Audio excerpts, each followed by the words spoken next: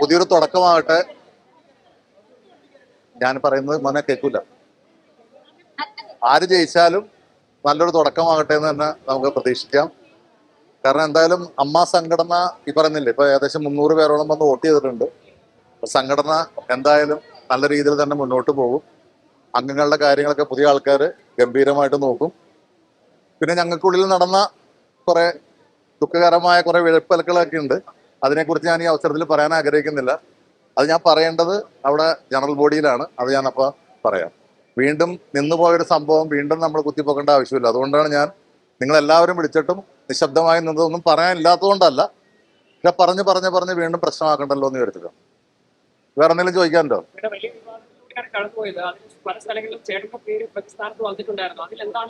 മോനെ എന്നെ കുറിച്ച് പറഞ്ഞാലേ ആൾക്കാർ വിശ്വസിക്കുള്ളൂ.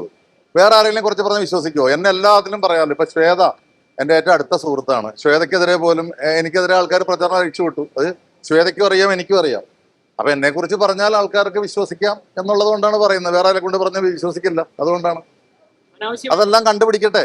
ആദ്യമേ ഞാൻ ആവശ്യപ്പെടുന്നത് പുതിയ ഭരണസമിതി ഈ പറഞ്ഞത് ആരാണ്, ഈ കേസ് കൊടുത്തതിന്റെ പിന്നിൽ ആരാണ്, ഇതെല്ലാം അവർ കണ്ടുപിടിക്കണം.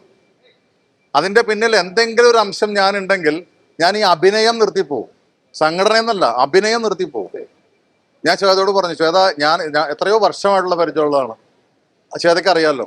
അപ്പൊ ഇതാണ് എനിക്ക് പറയാനുള്ളൂ. പിന്നെ ഇതിൽ കൂടുതൽ എന്താ പറയാ, എന്നെ കുറിച്ച് എന്തും പറയാം, പറഞ്ഞ ആൾക്കാർ വിശ്വസിക്കും. ഇപ്പൊ ഞാൻ ഭീകരനാണ്, അതാണ് ഇതാണെന്നൊക്കെ പറയാം. അതുകൊണ്ടാണ്.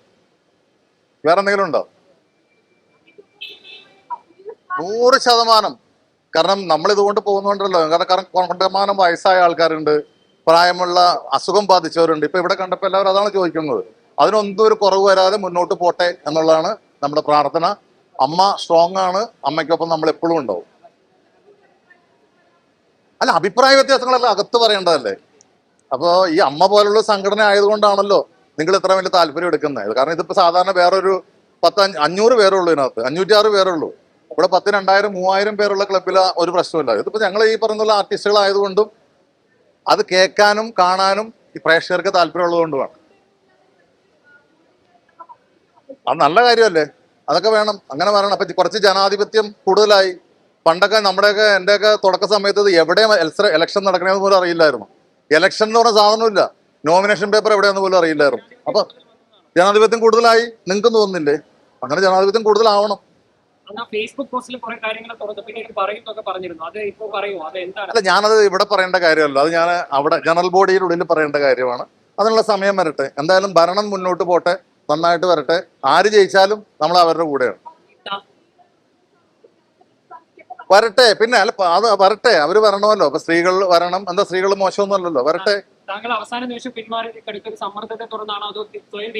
അല്ലല്ല, ഞാൻ എന്താ അറിയാമോ, ഞാൻ അതിനകത്ത് വ്യക്തമായിട്ട് പറഞ്ഞിട്ടുണ്ടായിരുന്നല്ലോ. കാരണം നമുക്ക് ഇത്രയും ആരോപണങ്ങൾ നിൽക്കുമ്പോൾ ഞാൻ അതിനകത്ത് നിൽക്കുന്നത് ശരിയല്ല. കാരണം ഞാൻ അതിനു മുമ്പ് ഒരു 10 മാസം ഈ അഡ്ഹോക് കമ്മിറ്റിയായിട്ട് മുന്നോട്ട് കൊണ്ടുപോയപ്പോഴൊന്നും ഈ ആരോപണം ഉണ്ടായിരുന്നില്ല. അപ്പൊ ഞാൻ വിചാരിച്ചു, പിന്നീട് നോക്കുമ്പോൾ അത് ശരിയല്ല എന്ന് എനിക്ക് തോന്നി. അതുകൊണ്ട് മാറിയത്. അല്ലാണ്ട് അതിനകത്തൊരു പ്രഷറോ ഭീഷണിയോ ഒന്നുമില്ല. വനിതാ സ്ഥാനാർത്ഥികളാണ് വന്നിരിക്കുന്നത്. വനിതകൾ വരട്ടെ എന്നൊരു പൊതു നിലപാട് അമ്മയിൽ ഉണ്ടായിരുന്നില്ല. അതിനെ താങ്കളെ പിന്തുണയ്ക്കുന്നു. പിന്നെ തീർച്ചയായിട്ടും അത് ഞങ്ങളുടെ അംഗങ്ങളല്ല തീരുമാനിക്കണ്ടേ. ഇപ്പൊ 300 പേര് വന്നിട്ടുണ്ടല്ലോ, അവര് തീരുമാനിക്കും ആര് ജയിക്കണം, ആര് തോക്കണം. അതെ, സുഖമില്ലാത്ത ആൾക്കാർ അടക്കം വന്നിട്ടുണ്ട്. അപ്പൊ അത്രയും ആവേശത്തിലാണ് എല്ലാവരും. അപ്പൊ അവര് തീരുമാനിക്കട്ടെ. കേസുമായി ബന്ധപ്പെട്ട് എന്താ താങ്കൾ സീതാമേനോട് കേസ് വലിയ അതാണ്, അത് കണ്ടുപിടിക്കണം. ഫസ്റ്റ് ഈ കമ്മിറ്റി ചെയ്യേണ്ടത് ആ കേസിന്റെ പിന്നിൽ ആരാണ് പ്രവർത്തിച്ചത് എന്ന് കണ്ടുപിടിക്കണം. അതിന്റെ പുറകിൽ ആരാണ്, അതാണ് ഫസ്റ്റ് കണ്ടുപിടിക്കേണ്ടത്. എന്നിട്ട് ഇത് എന്നിലേക്ക് വന്നതിന്റെ വഴിയും കണ്ടുപിടിക്കണം. അതിനെക്കുറിച്ച് ഞാൻ ഇവിടെ പരസ്യമായിട്ടൊന്നും പറയാനില്ല. അത് ഞാൻ അതിന്റെ അകത്ത് പറഞ്ഞോളാം. Okay, thank you.